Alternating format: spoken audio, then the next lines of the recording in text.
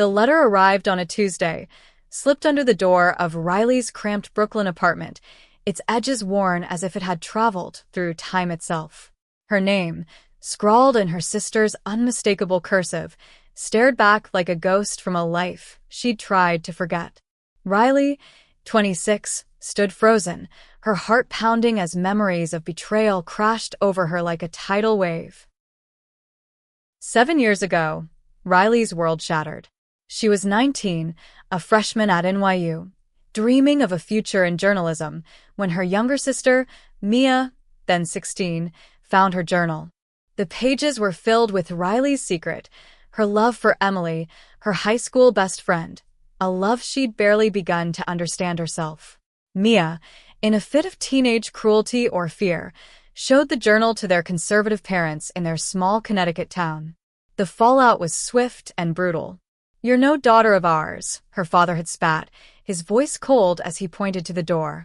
Her mother's silence was worse, a void that swallowed Riley whole. By morning, she was gone, cut off from her family, her home, and the life she'd known. Now, Riley traced the letter's edges, her fingers trembling. She hadn't spoken to Mia or her parents since that night. Why now? Why after all this time? She tore it open, her breath catching at the words. "Riley, I'm so sorry. I'm in New York. Can we meet?" The signature was Mia's, but the tone was different, desperate, almost pleading. Riley's first instinct was to burn it, to bury the pain again. But something stopped her. Maybe it was the memory of Mia's laugh when they were kids, or the faint hope that her sister had changed. Against her better judgment, she texted the number provided, agreeing to meet at a small cafe in Prospect Park.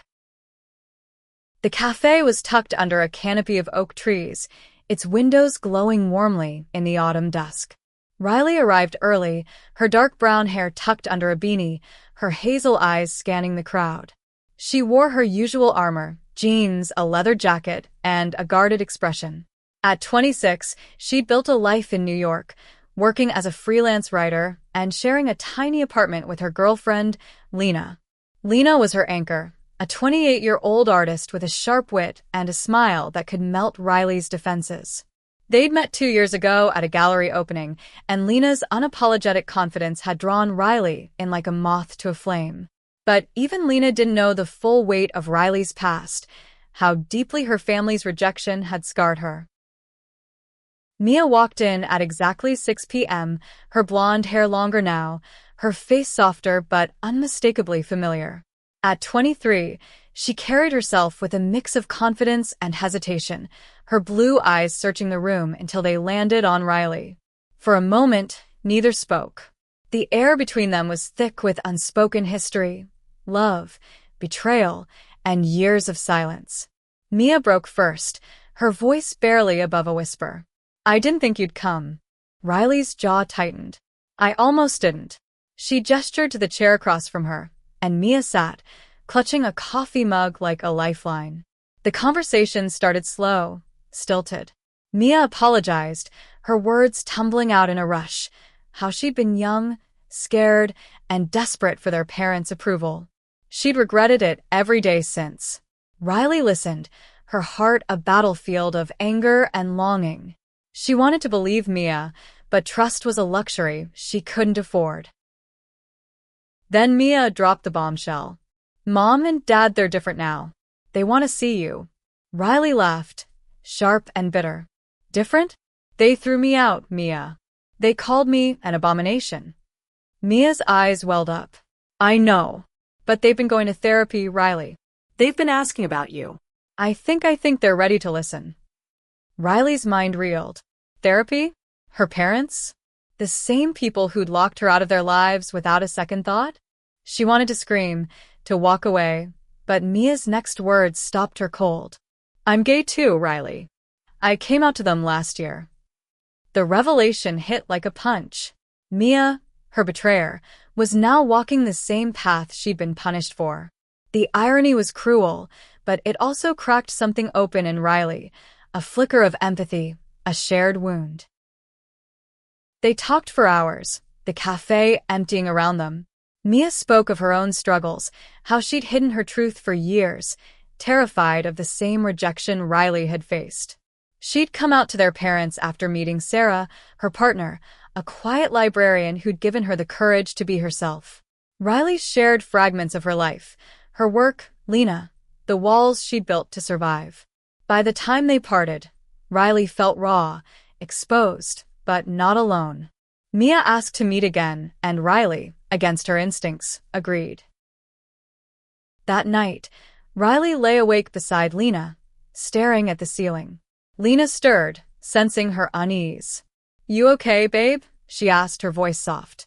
Riley hesitated, then told her everything. The letter, Mia, the impossible idea of facing her parents again. Lena listened, her dark eyes steady. "You don't have to do this alone," she said, squeezing Riley's hand.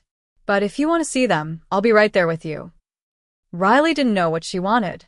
Forgiveness felt like a betrayal of her younger self, the girl who'd been cast out. But the thought of her parents changing, of Mia understanding her pain, tugged at her. She wasn't ready to decide, not yet. But as she drifted to sleep, Lena's warmth beside her, she felt the first stirrings of something she hadn't felt in years: hope.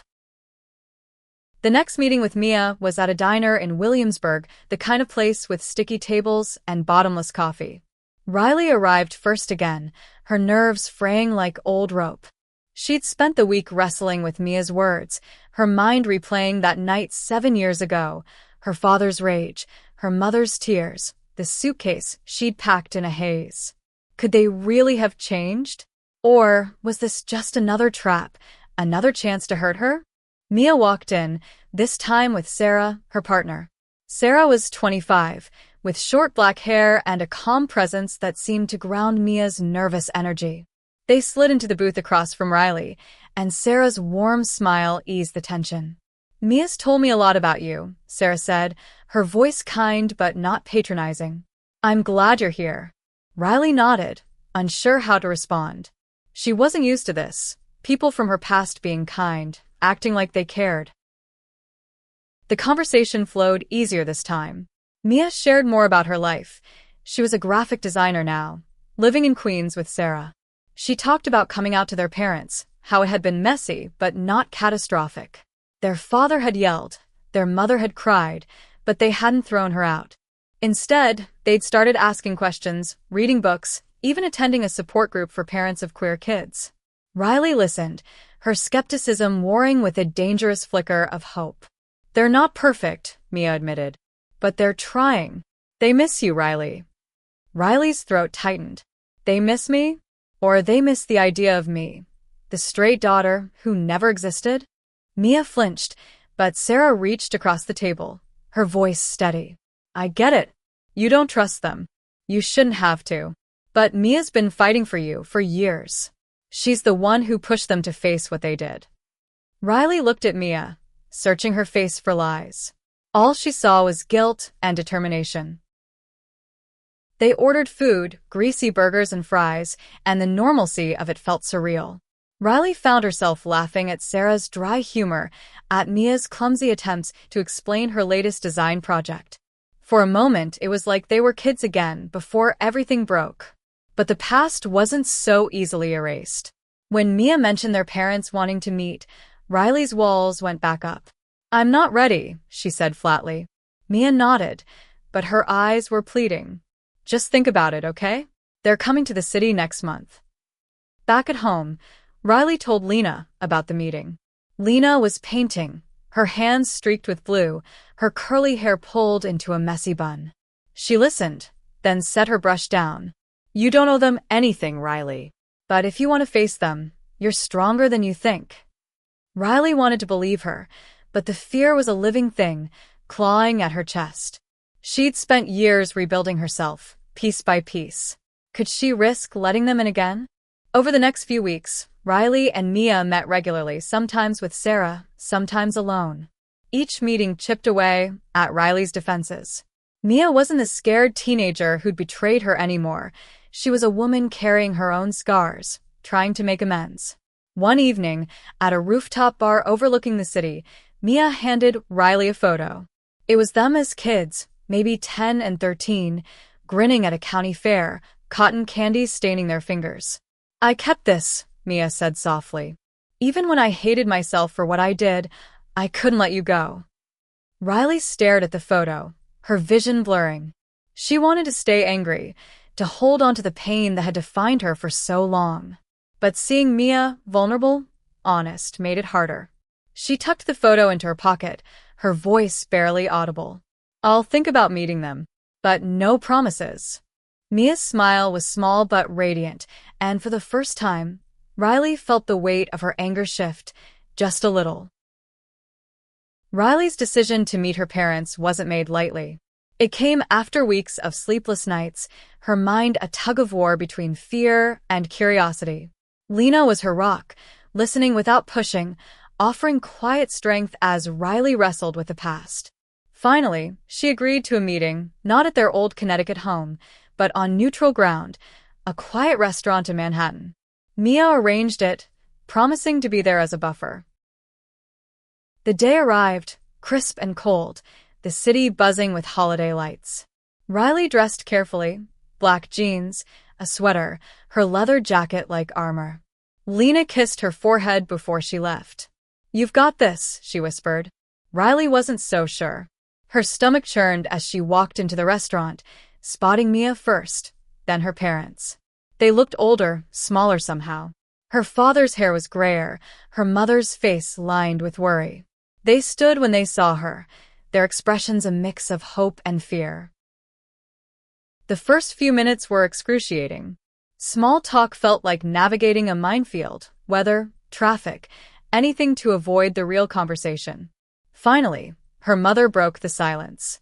"Riley, we were wrong. What we did, it was unforgivable." Her voice cracked, and Riley's chest tightened. Her father nodded, his hands fidgeting. "We didn't understand. We were scared, and we failed you." Riley wanted to believe them, but the words felt like a script. "You didn't just fail me," she said, her voice low but steady. "You threw me out. You made me feel like I was nothing." The table fell silent. Mia reached for her hand, but Riley pulled back. She wasn't ready for that, not yet. Her parents didn't defend themselves. They listened as Riley spoke, her words spilling out like a dam breaking. She told them about the nights she'd slept on friends' couches, the jobs she'd worked to survive, the years of wondering why she wasn't enough. Her mother cried, her father's face crumpling. "We want to make this right," he said. "We know we can't undo the past, but we want to be part of your life if you'll let us." Riley didn't answer. She couldn't. The weight of their words, their apologies, was too much. She excused herself, stepping outside to breathe. Mia followed, standing quietly beside her. "They mean it, Riley," she said. "They've been working on this for years. They're not perfect, but they're trying." Riley nodded, her throat too tight to speak. She wasn't sure what she felt, anger, relief, or something in between. Back at the table, the conversation shifted to safer ground. They asked about her life, her work, Lena. Riley answered cautiously, but their interest seemed genuine. Her mother even smiled when Riley mentioned Lena's art, asking if they could see her work someday. It was a small gesture, but it felt like a crack in the wall between them. When the night ended, Riley didn't make any promises. "I need time," she told them. They nodded, her mother's eyes wet with tears. As Riley walked away, she felt lighter, but not unburdened. The past was still there, heavy and real. But for the first time, she could imagine a future where it didn't define her. Riley spent the next few weeks in a haze, her emotions a tangled mess. Meeting her parents had reopened wounds she'd thought were healed, but it also planted a seed of possibility. She and Lena talked late into the night, dissecting every word, every glance from the dinner. Lena was practical, urging Riley to take it slow. "They don't get a free pass just because they're sorry," she said, her voice firm but kind. Riley agreed, but the pull of family, of belonging, was stronger than she'd expected. Mia kept in touch, texting small updates about their parents' efforts, a book they'd read, a meeting they'd attended. Riley didn't always respond, but she read every message, her heart softening with each one. She started to see Mia not as the girl who'd betrayed her, but as someone who'd been caught in the same rigid world, trying to find her way out. One Saturday, Mia invited Riley and Lena to a gallery show in Chelsea, where Sarah's library was hosting a queer art exhibit. Riley hesitated, but Lena convinced her. "It'll be fun," she said, her eyes sparkling. "Plus, I want to meet this Sarah who's got your sister so smitten." Riley laughed, the sound easing the knot in her chest. The gallery was crowded, filled with vibrant paintings and sculptures celebrating queer love and resilience. Riley felt a strange sense of home here, surrounded by people who understood her world. Mia and Sarah found them near a painting of two women dancing, their bodies intertwined in a burst of color. Sarah introduced herself to Lena, and the two hit it off, bonding over art and bad coffee. Riley watched, her heart swelling. This was what she'd built, a life where she could be herself, loved and whole. Mia pulled Riley aside, her expression serious. "I know you're still figuring things out with Mom and Dad," she said. "But I want you to know I'm here, no matter what. I owe you that." Riley nodded, her throat tight. For the first time, she reached out, squeezing Mia's hand. It was a small gesture, but it felt like a bridge between them. The exhibit included a piece by Lena, a bold, abstract painting of two figures in an embrace, their edges blurred as if melting into each other. Riley's parents showed up unexpectedly, their presence a shock.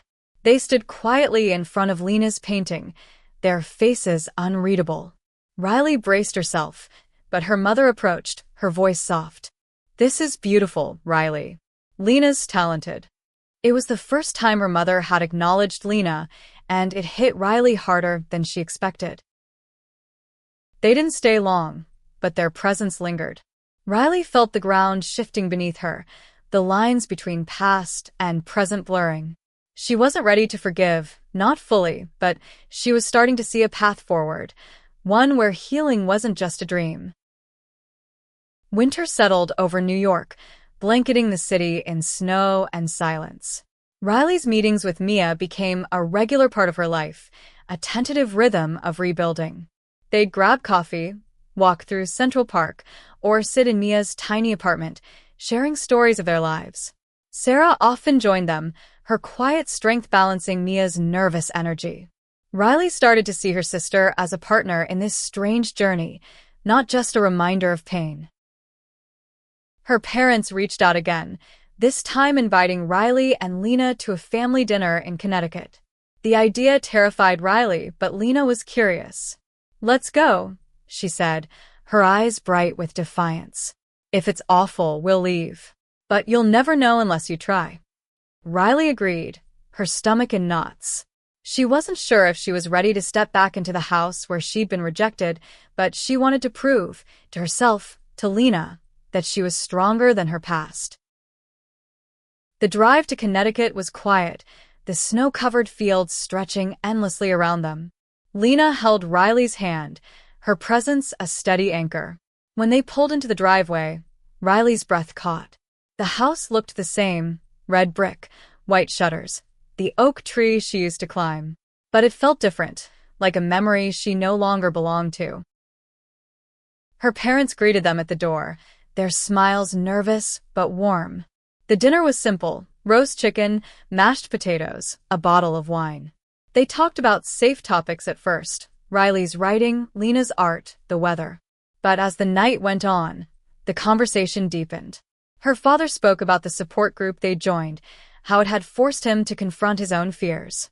Her mother admitted she'd been too weak to stand up for Riley all those years ago. "I'll never forgive myself for that," she said, her voice breaking. Riley listened, her heart a storm of emotions. She wanted to believe them, but the scars were deep. Lena squeezed her knee under the table, a silent reminder that she wasn't alone. After dinner, Riley's mother showed them old photo albums, filled with pictures of Riley and Mia as kids. The nostalgia was bittersweet, a reminder of what they'd lost and what they might still salvage. As they drove back to the city, Riley felt a shift. She wasn't ready to call it forgiveness, but it was something close, a willingness to try, to see where this road led. Lena reached for her hand, her voice soft. "You did good, babe. You're braver than you know." Spring brought a thaw, not just to the city, but to Riley's heart. She and Mia grew closer, their bond strengthening with each shared moment.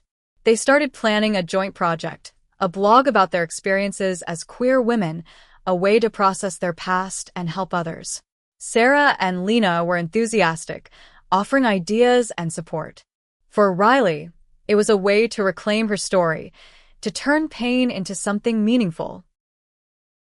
Her parents continued to reach out, small gestures at first, a text about a new article Riley published, a care package with her favorite cookies. Each one chipped away at her defenses, but she was cautious. Trust was a fragile thing, rebuilt one step at a time. When her mother invited them to a Pride event in Hartford, Riley was skeptical but intrigued. "They're really trying," Mia said over coffee. "They want to understand your world."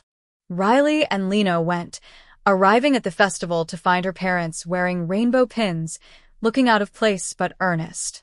Her father was awkward, fumbling with small talk, but her mother was bolder, asking questions about the floats, the music, the community. Riley watched them, torn between disbelief and gratitude. They weren't perfect, they stumbled over pronouns, didn't know the history, but they were there. For her. The turning point came when Riley's mother pulled her aside, away from the crowd. "I know we can't change what we did," she said, her eyes steady. "But I want you to know I'm proud of you. Not just for who you are, but for how you've built your life despite us." Riley's throat closed, tears threatening to spill. She didn't know how to respond, so she just nodded, letting the moment sit between them. That night, Riley and Lena walked through the city, hand in hand, the lights of Manhattan glittering around them. "They're trying," Riley said, her voice soft. Lena nodded. "They are. But this is about you, Riley. What do you want?" Riley thought about it, her heart full. She wanted a family, not the one she'd lost, but one she could build, piece by piece, with Lena, Mia, and maybe even her parents. The blog launched in June, a labor of love for Riley and Mia. They called it Sisters Reclaimed, a space to share their stories, their struggles, and their hope. The response was overwhelming. Comments poured in from queer kids, estranged siblings, even parents seeking to understand. Riley found herself writing with a vulnerability she'd never allowed before, her words raw and honest. Mia's designs gave the site life, vibrant and bold, a reflection of their shared journey. Their parents read every post, sending thoughtful emails that surprised Riley with their depth. Her father, once so rigid, wrote about how the blog helped him see the world through her eyes. Her mother called, her voice trembling, to say she'd shared it with her book club, sparking conversations that left her hopeful. Riley didn't know how to process their pride. It felt foreign, but not unwelcome. Lena was Riley's biggest cheerleader, celebrating every milestone. One evening, as they cooked dinner together, Lena suggested inviting Mia, Sarah, and Riley's parents to their apartment. "It's time they see your world," she said, chopping vegetables with a grin. Riley hesitated, but the idea grew on her. She wanted her parents to meet the woman who'd helped her heal, to see the life she'd built. The dinner was chaotic but warm.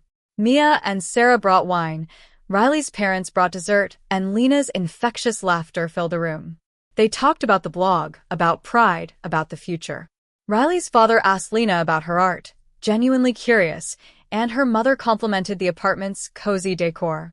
For the first time, Riley felt like they were a family, not perfect, but real. As the night ended, Riley's mother hugged her, a real hug, not the tentative ones of before. "Thank you for letting us back in," she whispered. Riley nodded, her heart too full to speak. She wasn't sure if she'd ever fully forgive them, but she was starting to believe in second chances. The reunion that shocked everyone wasn't a single moment, but a series of small ones, building towards something greater. It was Mia and Riley laughing over old photos, their parents joining a pride parade with homemade signs, Lena's art hanging in their living room next to a family portrait. It was the blog growing into a community, a beacon for others navigating love and loss.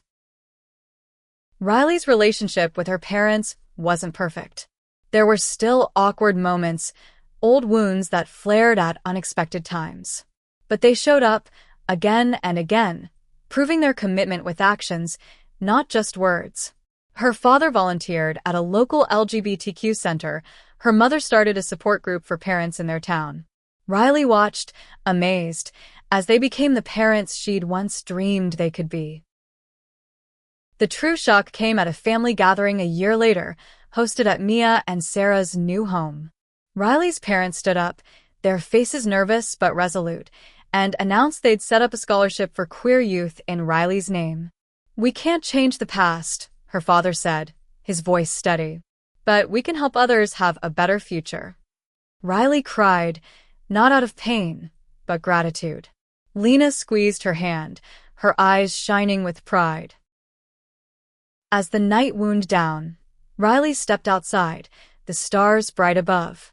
Mia joined her, their shoulders brushing. "We made it, didn't we?" Mia said, her voice soft. Riley nodded, a smile breaking through. "Yeah, we did." They stood together, sisters reunited, their bond stronger for the years it had been broken. The story wasn't over. Forgiveness was a journey, not a destination. But Riley knew, with Lena by her side, Mia in her corner, and her parents trying to right their wrongs, she was no longer the girl kicked out for who she loved. She was whole, loved, and home.